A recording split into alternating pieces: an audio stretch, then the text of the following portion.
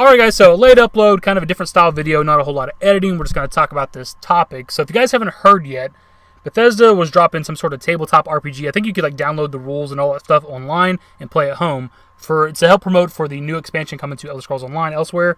You can play Elder Scrolls Online, or Elder Scrolls Tabletop RPG, but it turns out that they completely ripped off a 2016 Dungeons & Dragons game. A promotional Elder Scrolls-themed tabletop RPG adventure released by Bethesda Tuesday contained widespread instances of apparent plagiarism from a Dungeons & Dragons adventure published by Wizards of the Coast in 2016. That adventure was pulled down from the internet Wednesday afternoon, and Bethesda now says it is investigating the source.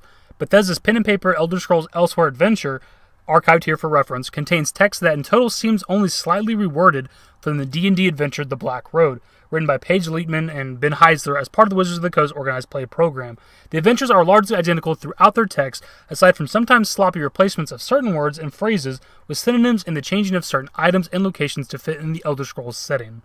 So before I read the description of The Black Road, I'm probably going to butcher a lot of these words because I don't play Dungeons & Dragons and I see some crazy words already up in this bitch. The introduction to The Black Road reads, in part, "There's nothing like the desert to make people feel small and insignificant. In every direction, huge dunes roll across the landscape, and an even bigger sky looms above. The oasis of Viruthiol, is a motley collection of sun-bleached tents in the vast Anarak desert. Through various means, it has been arranged that you would meet Azam the Caravaneer in the large Kalimshan-styled tent that passes for a tavern here. A pair of tieflings who seem to be unaffected by the heat, eye-approaching visitors warily. The dim interior of the tent is a relief from the bright light and wind, though it's as hot here as anywhere else. The gentle sounds of a stringed instrument fill the air, and the people inside are hunched over food and drink and conversation. A dragonborn with rust-colored scales. Did they rip this off from fucking Skyrim? Is D&D plagiarism now? Rust-colored scales greets you and guides you to a private table. There are a few other adventures here." By the way, really quickly, if I'm messing up words and stuttering and shortness of breath and shit, your boy's been back into working out for the past couple of weeks. Just finished a workout and I wanted to record this video before I hop in the shower. That's part of the reason why I'm fucking things up. Elsweyr's introduction reads as follows. Nothing beats the desert oh my god, I already fucked it up before I even started. Nothing beats the desert to make people feel small and unimportant. In every direction, enormous dunes roll across the landscape and an even larger empty air skies above it? What the fuck? The oasis on the border between Cyrodiil and Elsweyr is a colorful collection of sun-drenched tents in the vast desert of Elsweyr. In various ways, it is arranged that a group of adventurers would get acquainted with the caravan leader named Karim. His tent is filled with several Khajiit, which seem unaffected by the heat. They stare at you cautiously. The dim interior of the tent is relief compared to the bright sunlight from outside, even though it is still as hot inside as out there. The soft sounds of stringed instrument fill the... What is this sick stuff? I don't even know what that means. Fill the air, and the people are busy over eating, drinking, and conversation. An Argonian servant escorts you to an empty table.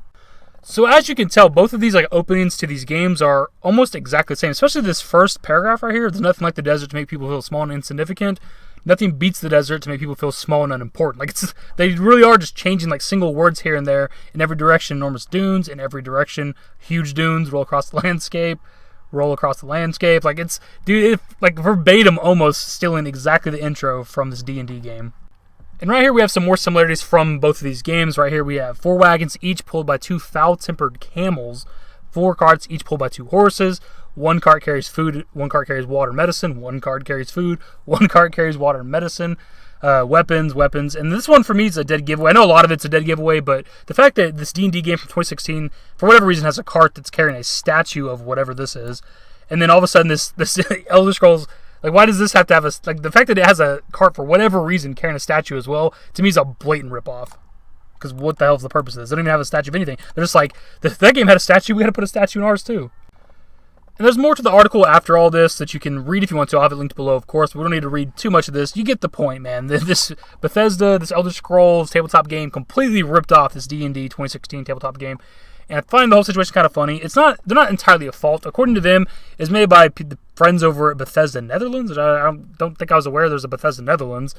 But unless somebody from over here or somebody higher up at Bethesda had played this D&D game or knew that it even existed, then there's no way they could have known. And unless you were a avid player of this, you probably wouldn't even caught the similarities between the two with the openings and some of this other shit right here. So Obviously, Bethesda Netherlands, somebody over there, whoever, if it's one guy or multiple guys over Bethesda Netherlands, they know what the fuck they were doing. This didn't happen by accident.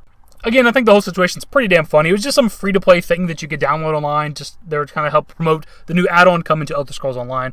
But I thought the whole situation was funny. I'm wondering, is there any kind of like legal action that Wizards of the Coast can take? It was just a free-to-play tabletop thing. But it's a blatant ripoff. Like 100%, whoever made this was ripping off the 2016 Dungeons and Dragons game. So I'm wondering if any kind of legal action can even take place, and if it will.